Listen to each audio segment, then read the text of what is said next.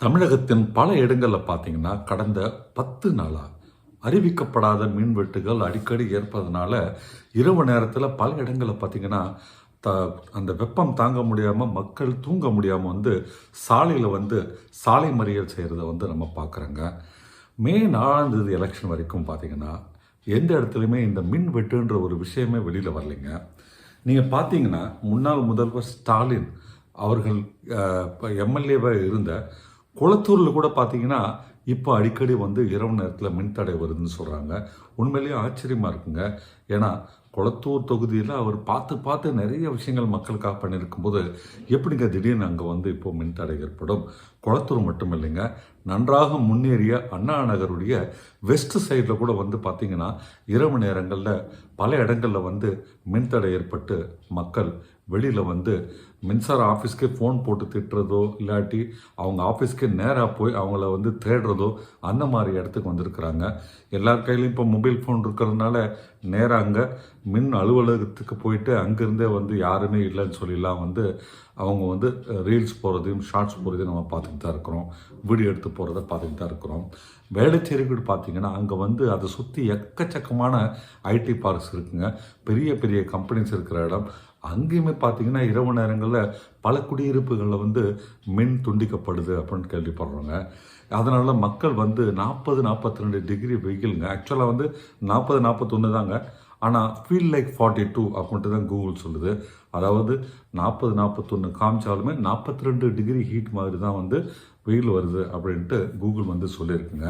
So அந்தளவுக்கு வெயிலில் இரவு நேரங்களில் எல்லாரும் ஏசி போகிறதுனால அதிக டிமாண்ட்னால் இப்போது கரண்ட்டுக்கான டிமாண்ட் அதிகமாகுது. அதனால் கட் ஆகுதுன்ட்டு டான்ஜெட்கோ சொல்லியிருக்கிறாங்க. டான்ஜெட்கோன்றது தமிழ்நாடு மின்சார வாரியத்துக்கான பேருங்க. முன்னால் டிஎன்இபின்றது அதை இப்போ டான்ஜெட்கோ அப்படின்னு மாற்றிட்டாங்க.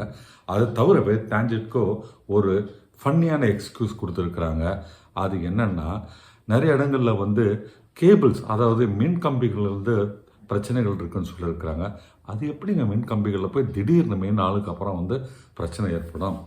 பார்த்தீங்கன்னா 4 மணி நேரம் 5 மணி நேரம் விடியன்ட்டு பல இடங்களில் கரண்ட் இல்லாதனால மக்கள் இப்போது நடுத்தருக்கு போராட்டம் பண்ணுற அளவுக்கு வந்துருச்சுங்க. திமுக ஆட்சியில் அந்த மாதிரி இல்லாமல் இருந்தது. ஸோ திடீர்னு இப்போ மட்டும் எப்படி கரண்ட் தடை ஏற்படுதுன்றது ஒரு புரியாத புதிராக விந்தையாக இருக்குங்க. ஒருவேளை ஆட்சி மாற்றத்தினால ஏதாவது பிரச்சனை இருக்கா? அதிகாரிகள் தகுந்த முறையில் வேலை செய்கிறாங்களா இல்லையான்றதை நம்முடைய புதிய தமிழக அரசு இப்போ ஆட்சி அமைத்த திரு விஜய் அவர்களின் அரசு இதை கண்டிப்பாக அதை டீட்டெயிலாக போயிட்டு விசாரித்து தகுந்த நடவடிக்கை எடுக்கணும். இதில் உண்மையிலே யாராவது தப்பு பண்ணுறாங்கன்னா அவங்கள தண்டிக்கணுங்க. மக்கள் பார்த்திங்கன்னா சின்ன குழந்தைகள்லாம் கூட நடு ரோட்டில் இரவு நேரத்தில் தூங்காமல் தத்தளிக்கிறத நம்ம பார்க்குறோங்க.